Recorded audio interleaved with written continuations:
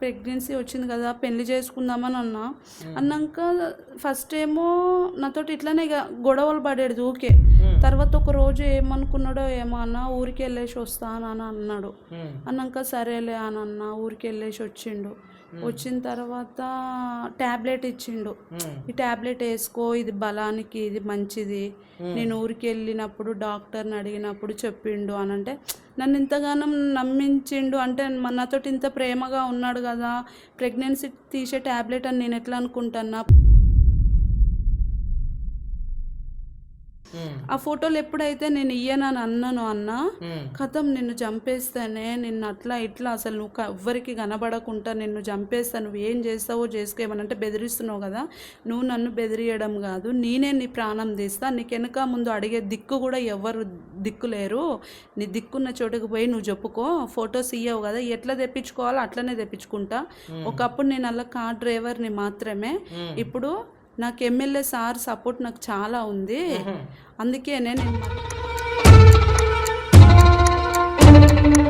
కానీ నేను ఏం తప్పు చేసినా నీ కళ్ళ ముంగట నేను ఆ ఇంట్లోనే వంట చేసుకుంటా, నీ ముంగట నేను పని చేసుకుంటున్నా కదా, నన్ను ఎట్లా మోసం చేయాలనిపించింది నీకు? ఎవరు తెలుసు? నేను కార్ డ్రైవింగ్ పోయినప్పుడు నువ్వు ఎవరితో కొలికేమో నాకేం తెలుసు? సురేష్ నువ్వు మంచిగా మాట్లాడు, నాకు వెనక ముందు ఎవరు లేరనే కదా నువ్వు ఇట్లా మాట్లాడుతున్నావు. చెప్పు, నాకంటూ అందరు ఉంటే నువ్వు అసలు ఇట్లా మాట్లాడగలుగుతావా సురేష్? నాకు సంబంధం లేదు నీతోటి, నీకు ఆలోచన చెప్పాను, నాకు కోరిక ఉంది తీర్చుకున్నా అయిపోయింది. సురేష్ ఇప్పుడు నువ్వు ఎందుకు ఫోన్ చేసినావు అది చెప్పు, మ్యాటర్ ఇప్పుడు చెప్పేంటావా? నాకు కోరిక ఉన్నది తీర్చుకున్నా అయిపోయింది, నీకు సంబంధం నాకు లేదు. ఇప్పుడు ఏం చేస్తావు?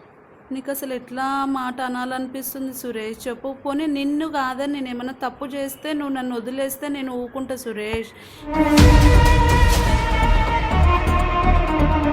So hello guys, welcome back to Arjun vlogs. So guys ఈరోజు అయితే మన దగ్గరికి అక్క వచ్చింది. సో గైస్ ఏంటంటే ప్రాబ్లమ్ ఎక్కడ వచ్చిందంటే ఈమె క్యాస్ట్ వల్ల ఈమెకి చాలా గలీజ్గా మోసం జరిగింది. ఈమెకి ఎంత మోసం జరిగింది అంటే ఇటువంటి మోసం ఎవరికి జరిగిద్ది అని చెప్పేసి అయితే నేనైతే అనుకుంటలేను. సో అది కూడా ఏంటంటే ఒక ఎమ్మెల్యే ఇన్ఫ్లుయెన్స్తోని ఒక కార్ డ్రైవర్ చేసిన మోసం అది. సో అది ఏమైంది ఏంది అనేది ఒక్కసారి అక్క మాటలో తెలుసుకుందాం మనము. సో అక్క మీ పేరు? నా పేరు అనూష. సో అక్క ఏమైంది ఏంది ఏం కథ, అసలు ఆ ఎమ్మెల్యే మనిషి నిన్ను ఏ విధంగా మోసం చేసిండు, అసలు ప్రాబ్లం ఎక్కడి నుంచి వచ్చింది, అసలు నీ దిక్కు నుంచి ఏమైనా తప్పు ఉందా, ఆయన దిక్కు నుంచి ఏమైనా తప్పు ఉందా, మధ్యలో ఈ ఎమ్మెల్యే ఎందుకు ఇంటర్ఫియర్ అయ్యిండు, ఆ ఎమ్మెల్యే ఏ ఎమ్మెల్యే, ఆయన పేరు లోకల్ ఎమ్మెల్యేనా లేకపోతే ఎక్కడ ఏ ఏరియా ఎమ్మెల్యేది, అవన్నీ ఉన్నట్టుగా క్లియర్గా చెప్పక్క.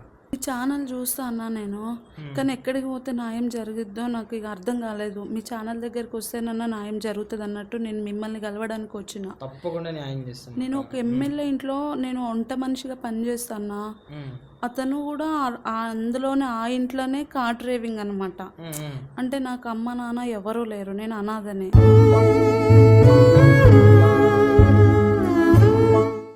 నేను చాలా ఏళ్ళ నుంచి వాళ్ళ ఇంట్లో నేను పనిచేస్తాను, అంటే వంట మనిషిని ఇక వంట చేసుకుంటూ ఉంటా వాళ్ళ ఇంట్లో. ఇక కార్ డ్రైవరు అప్పుడప్పుడు కీ ఇవ్వడానికి అట్లా ఇంట్లోకి వచ్చినప్పుడు అక్కడ పెట్టు అంటే సరే ఇప్పుడు ఆ ఇంట్లో డ్రైవరే కదా అన్నట్టు కూడా మనం కూడా మాట్లాడతాం, కానీ బయట నుంచి ఎవరో తెలియని వాళ్ళు వచ్చిండ్రని మనం అనుకోం కదన్నా.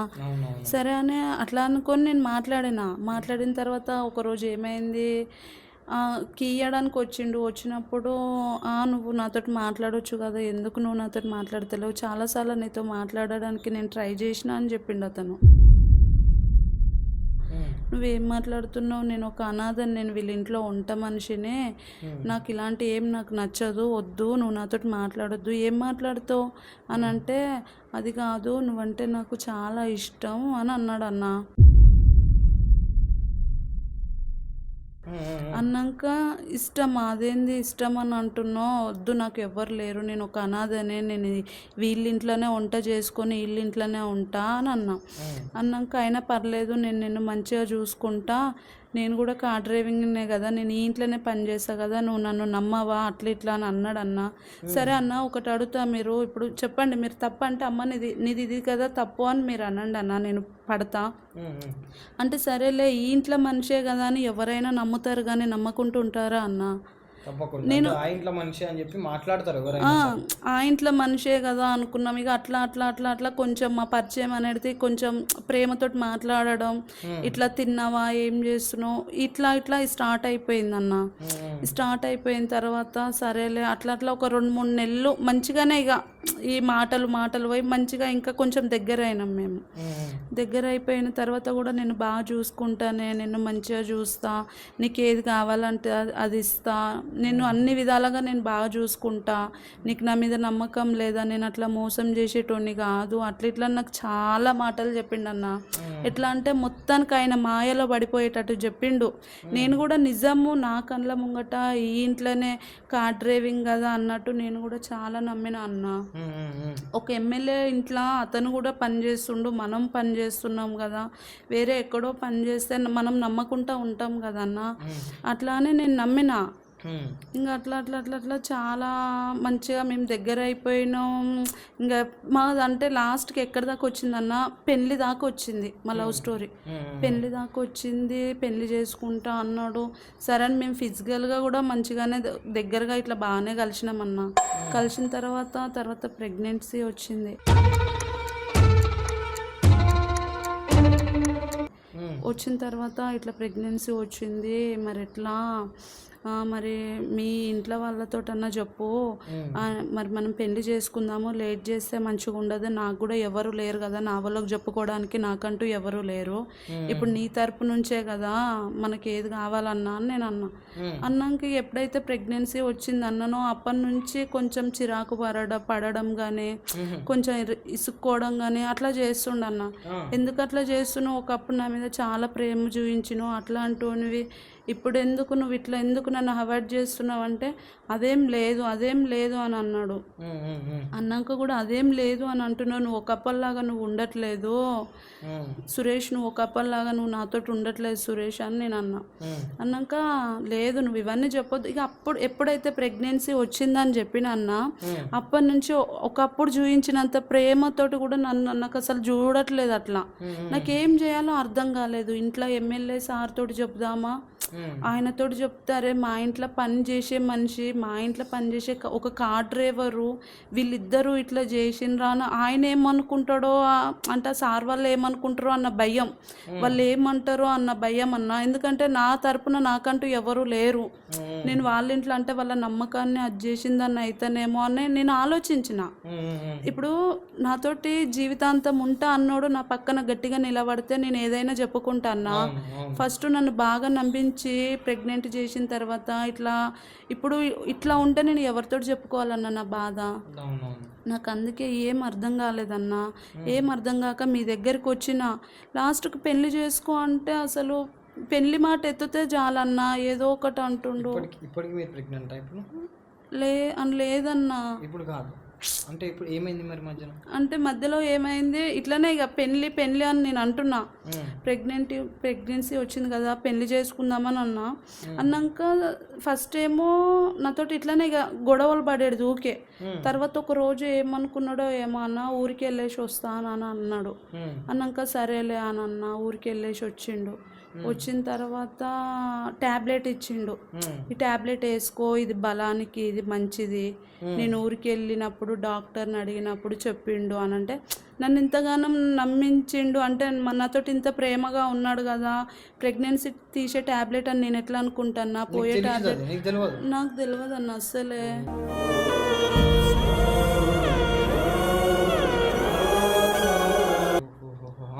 అసలు ఆ ట్యాబ్లెట్ అనే నాకు తెలియదు. తర్వాత ఆ ట్యాబ్లెట్ వేసుకున్నాక అంతా ఎట్లనో అవుతుంది, ఏంది ఇట్లా అవుతుంది అనుకునే వరకు ఇక ప్రెగ్నెన్సీ పోయిందన్న. నాకు ఇట్లా జరిగిందని కూడా నేను చాలా చెప్పినన్నా. అసలు నేను ఏం చేయాలో నాకు అర్థం ఆయననే కాలేదన్నా. ఇచ్చిండు నీకు ఆ టాబ్లెట్ పోవాలని చెప్పి. పోవాలని ఆయననే ఇచ్చిండన్నా. మీరు మళ్ళీ పోయి మీ ఆయనకి చెప్పలేదా మీ సార్కి, ఎమ్మెల్యేకి? అయితే ఈ ప్రెగ్నెన్సీ పోయిన తర్వాత ఎందుకు ఇట్లా చేసినావు, నాకు ఎందుకు ఇట్లా ప్రెగ్నెన్సీ పోయేటట్టు చేసినావు అంటే, నేను ఇట్లా మా మర్దల్ని నేను లవ్ చేస్తున్నా, నేను ఆమెనే పెళ్లి చేసుకుంటా, నేను పెళ్లి చేసుకోను, ఏదో జస్ట్ అట్లా టైం పాస్కి చేసిన అంతే, నువ్వు ఇట్లా అంటేనే అంటే నాకు ఇట్లా అంటేనే నేను వాడుకోవచ్చు అన్నట్టుగా నీకు ఇట్లా మాటలు చెప్పిన నేను అన్నప్పుడు కూడా నేను చాలా ఏడ్చినన్నా. నేను ఒక అనాథని అట్లా చెప్పడం అది ఎంతవరకు పద్ధతి అన్నా. తర్వాత ఏదైతే అది అయింది అనుకున్నా గట్టిగా ధైర్యం చేసుకొని ఎమ్మెల్యే సార్ దగ్గరికి వెళ్ళిన. ఒకరోజు ఇట్లా హాల్లో కూర్చున్నప్పుడు సార్తో చెప్తా, ఇన్ని సంవత్సరాలు వాళ్ళ ఇంట్లోనే నేను పని చేసిన కదా, న్యాయం చెయ్యకపోతాడా అన్నట్టు పోయినన్నా.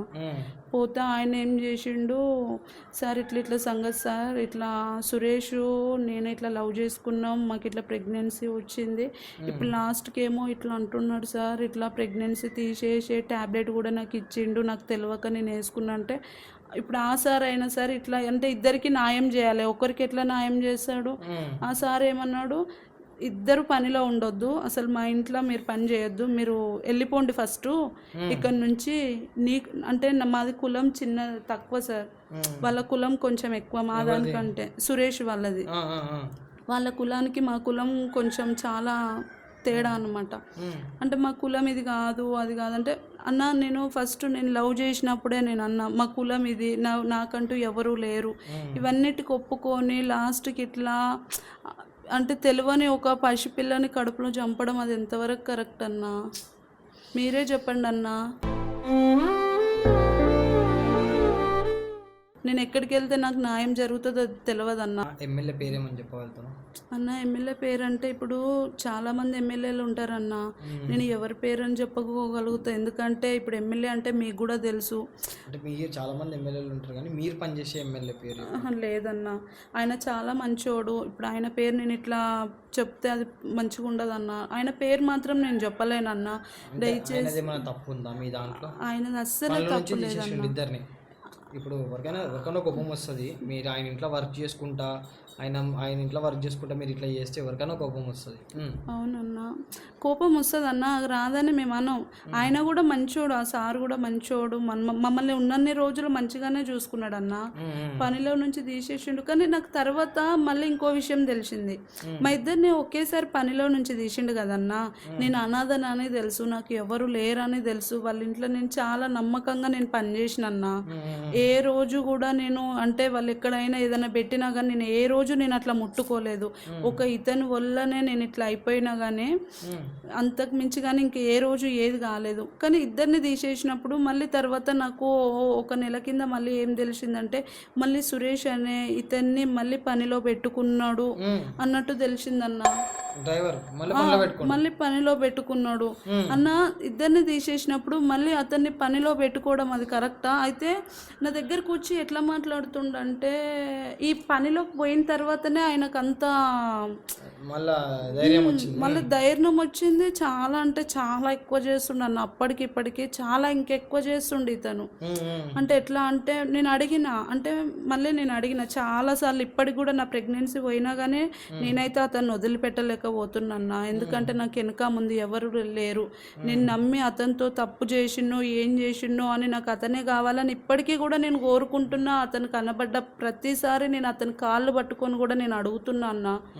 కానీ లేదు. ఒకరోజు ఇట్లానే వచ్చిండు నా దగ్గర, మేమిద్దరం దిగినాయి ఫొటోస్ ఉన్నాయన్న. ఆ ఫొటోస్ ఉన్న సంగతి ఇతనికి తెలియదు. అంటే మేము ఒకరోజు ఇట్లానే కూర్చొని మాట్లాడేటప్పుడు తీసినాం, అతను చూసిండు కానీ అంటే అంత క్లారిటీ అంత పెట్టలేదు. ఆ ఫొటోస్ తీసింది కదా ఆమె అని. నేను ఒకరోజు ఏమన్నా, ఇగో నువ్వు నన్ను ఇట్లా వద్దు అంటే మాత్రం మంచిగా ఉండదు చూడు, ఎమ్మెల్యే మన ఇద్దరిని పనిలో నుంచి తీసేసిన తర్వాత మళ్ళీ నెల తర్వాత నువ్వెట్లా పోయినావు? సరే నువ్వు పోయినావు, సరే నన్ను వద్దన్నావు, సరే మనం బయట అయినా సరే బతుకుదాము, నన్ను పెళ్లి చేసుకో అని నేను చెప్పినాక, లేకపోతే నా దగ్గర ఫొటోస్ ఉన్నాయి, నేను ఎక్కడికి పోయి న్యాయం అడగాలో అక్కడికే పోయి నేను న్యాయం అడుగుతా అని అన్న. వచ్చిండు అన్న ఆ ఫొటోస్ గురించి అని నాతోటి మంచిగా మాట్లాడుకుంటూ వచ్చిండు. వచ్చినాక మంచిగానే ఫోన్ చేసిండు, నాతోటి మంచిగా మాట్లాడిండు. ఫొటోస్ ఉన్నాయి అనగానే. ఫొటోస్ ఉన్నాయి అనగానే ఇక అతనికి ఏదో తెలియని ఒక టెన్షన్. నేను కూడా అరే మంచిగానే మాట్లాడుతుండు కదా అనుకున్నా, కానీ తర్వాత ఎందుకో నాకు డౌట్ వచ్చింది. వెంటనే ఫొటోస్ ఇయ్యమనగానే ఇయ్యను, ఎందుకైనా మంచిది లేవంటే అప్పుడు తెలుస్తుంది మనిషికి కోపం వస్తుందా ఎట్లా వస్తుంది అని. నేనేమన్నా అన్నా, సరే నీకు ఫొటోస్ కావాలని అంటున్నావు కదా, పెళ్లి చేసుకో. మనం పెళ్లి చేసుకునేటప్పుడు ఈ ఫొటోస్ ఉంటే ఏమవుతుంది, లేకపోతే ఏమవుతుంది, పెళ్లి చేసుకో. పెళ్లి చేసుకున్న తర్వాత అప్పుడు నీకే ఇస్తా, మన ఇంట్లోనే ఉంటాయి కదా అని అన్నాక నేను ఇయ్యను ఫోటోలు, నువ్వు పెళ్లి చేసుకునేదాకా నేను ఇయ్యను, నువ్వు ఇప్పుడు కూడా మళ్ళీ తర్వాత నన్ను ఇట్లానే చేస్తే ఎట్లుంటుంది అని అంటే, ఆ ఫోటోలు ఎప్పుడైతే నేను ఇయ్యనని అన్నాను అన్న కథం నిన్ను చంపేస్తానే, నిన్ను అట్లా ఇట్లా అసలు నువ్వు ఎవ్వరికి కనబడకుండా నిన్ను చంపేస్తా, నువ్వు ఏం చేస్తావో చేసుకోమనంటే బెదిరిస్తున్నావు కదా, నువ్వు నన్ను బెదిరియడం కాదు, నేనే నీ ప్రాణం తీస్తా, నీకు వెనక ముందు అడిగే దిక్కు కూడా ఎవరు దిక్కు లేరు,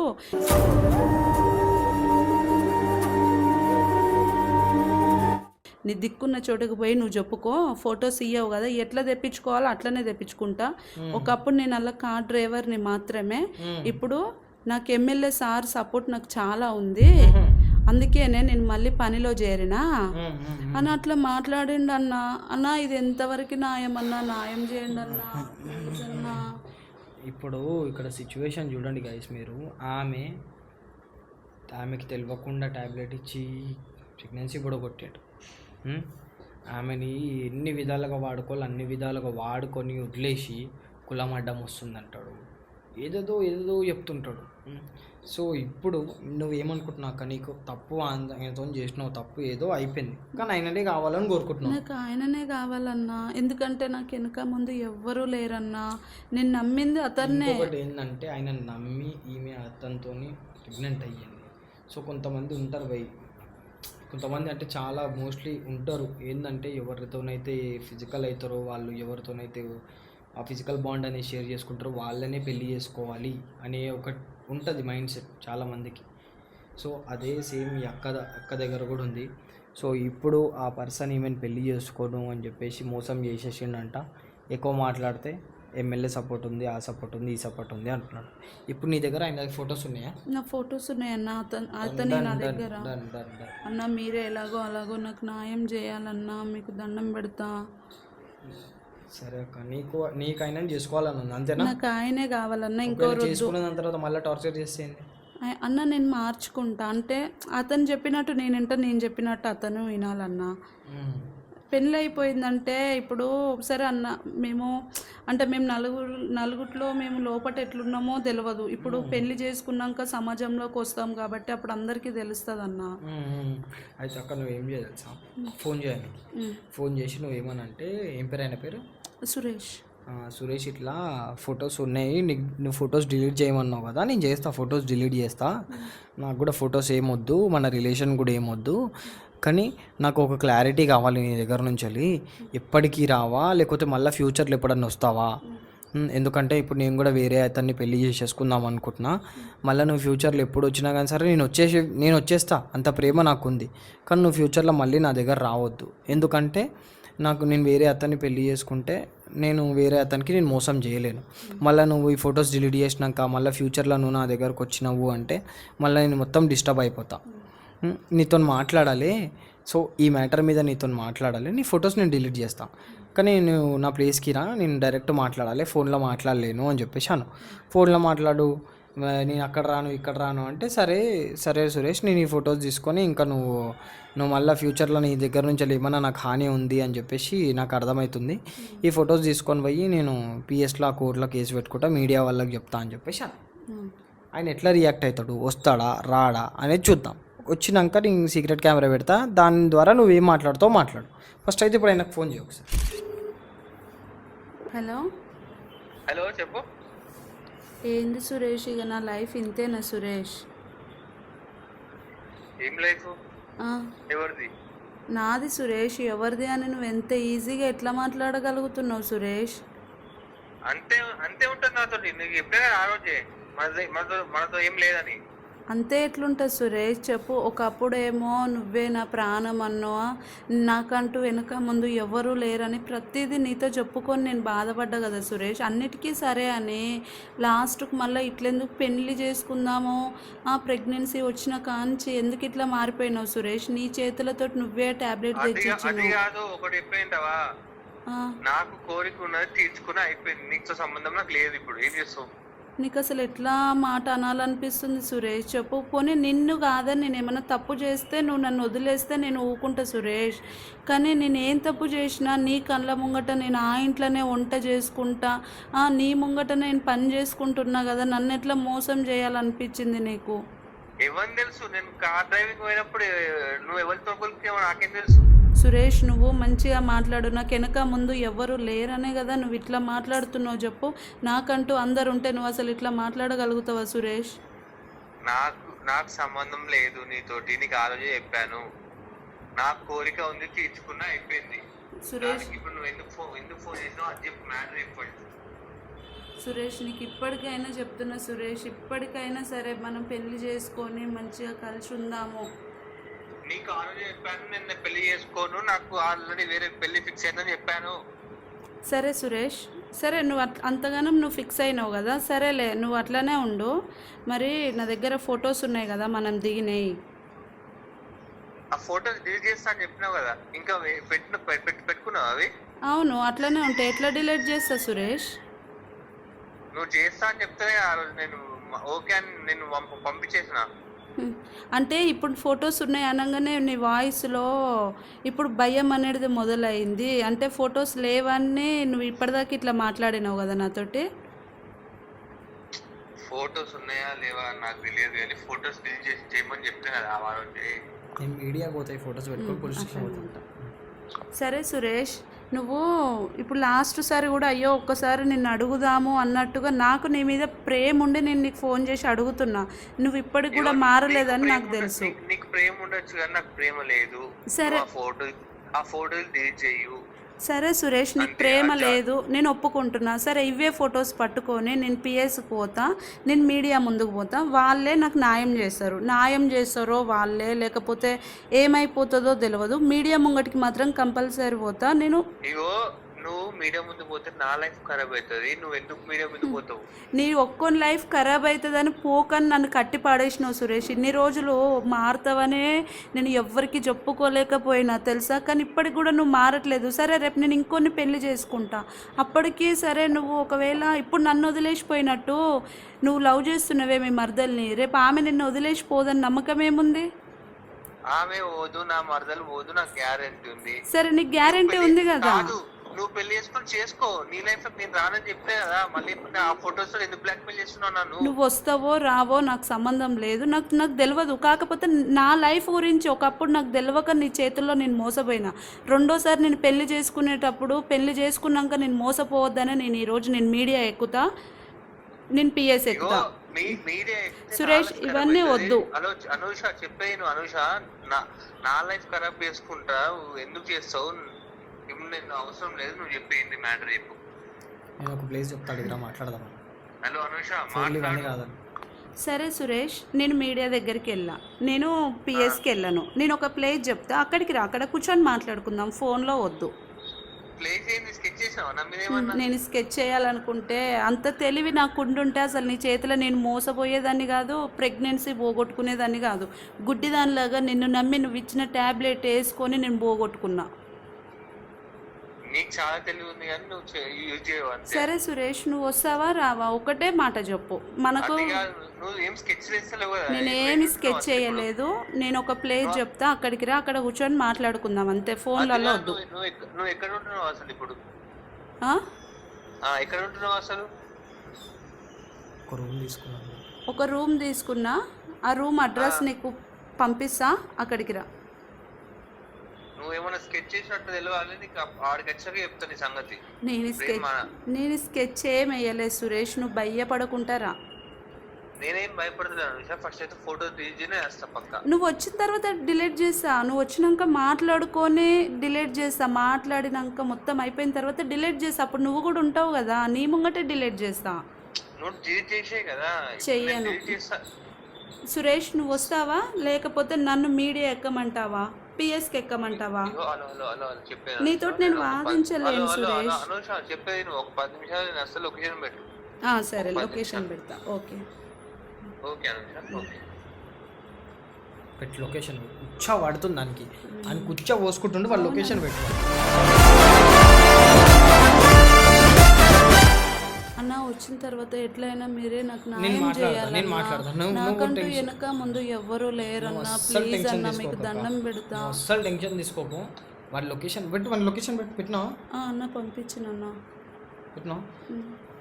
సో గైస్ వాని కుచ్చ పడిపోయింది. వాడు వస్తున్నాడు ఇక్కడికి. వచ్చినాక సీక్రెట్ కెమెరా పెట్టి ఫస్ట్ నువ్వు మాట్లాడు. ఇప్పుడు మీ ముంగట్నే మాట్లాడినన్నా కొంచెం అన్నా జాలి దయ అనేది అతనికి కనిపిస్తుంది అన్న. అసలు ఏం అనిపిస్తుంది? అసలు ఇంకెట్లా మాట్లాడుతుండన్నా, నేను పెళ్లి చేసుకుంటున్నా, నన్ను వాడుకున్నాడంట అన్న. చెప్పుకోవడానికి ఈ మీడియా ముంగట నాకే ఇజ్జత్ అనిపిస్తుంది అన్న. అసలు ఆమెకి ఎవ్వరు లేరు, తల్లి లేదు, తండ్రి లేదు. అడ్వాంటేజ్ తీసుకొని వాడుకున్నాడు, ప్రెగ్నెన్సీ చేసిండు. మళ్ళీ అదేదో ట్యాబ్లెట్ అని చెప్పి తీసుకొచ్చి ఇచ్చిండు. ఆమె అంటే వానికి తెలుసు ఆమెకి ఇవంతా చదువుకోలేదు. ఏ ట్యాబ్లెట్ ఇచ్చినా కానీ సరే నమ్మేస్తుంది, నమ్మేసి వేసుకుంటుంది. వేసుకున్న దాని తర్వాత పోతుంది. ఎన్ని ఇచ్చిన ట్యాబ్లెట్లు అంటే 2-3 ఇచ్చిండా, ఒకటి ట్యాబ్లెట్ ఇచ్చిండు అన్న. అది ఒకే ట్యాబ్లెట్ ఇచ్చిండు అన్న, ఒక్క ట్యాబ్లెట్ ఇచ్చిండు. నేను వేసుకునేదాకా నా దగ్గరే నిలబడ్డాడు.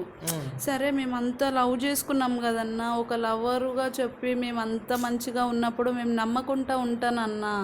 సరే అని నేను అప్పటికి అడిగిన, ఏంది ట్యాబ్లెట్ ఇస్తున్నావు అంటే, వేసుకో నాతో చాలా మంచిగా అన్నాడు. అంటే కడుపులో బేబీ బాగుంటుంది అంట. నేను మొన్న ఊరు వెళ్తే మా అమ్మని అడిగితే ఫస్ట్ అయితే ఈ పెళ్లి ట్యాబ్లెట్ చేసుకోను, నా బేబీ గురించి నీకేం అవసరం అని అనలేదా నువ్వు? అంటే ట్యాబ్లెట్ ఇచ్చి నాకు ప్రెగ్నెన్సీ పోయేదాకా చేసుకొని అన్న మాట అనలేదన్నా. చేసుకుంటా చిరాకు పడుతుండే అప్పటికి. కానీ నేను పెళ్లి చేసుకోను అని అనలే. ప్రెగ్నెన్సీ ఎప్పుడైతే ఆయన ట్యాబ్లెట్ ఇచ్చిండో, ఆ ట్యాబ్లెట్ వేసుకున్న తర్వాత ప్రెగ్నెన్సీ పోయిన తర్వాత అప్పుడు నేను మ్యారేజ్ చేసుకున్నాను. అప్పటి నుంచి గొడవ స్టార్ట్ చేసి అప్పటిదాకా మంచిగా మాట్లాడిండు, కమ్మగా తీయగా మాట్లాడి నీతో అన్నీ చేసి నీకు ఆ ట్యాబ్లెట్ ఇచ్చి అది పొడగొట్టేసి ఇక నేను లైట్ తీసేసుకోండు. అన్న నాకంటూ వెనక ముందు ఎవరూ లేరన్నా. ఒక అన్నగా సాటి మనిషిగా నువ్వే అన్నా. నాకు ఈ ప్రాబ్లం నుంచి సాల్వ్ చేయన్నా. చేద్దాం అక్క, తప్పకుండా చేద్దాం. లొకేషన్ పెట్టినావు కదా, పెట్టిన డన్ డన్ డన్.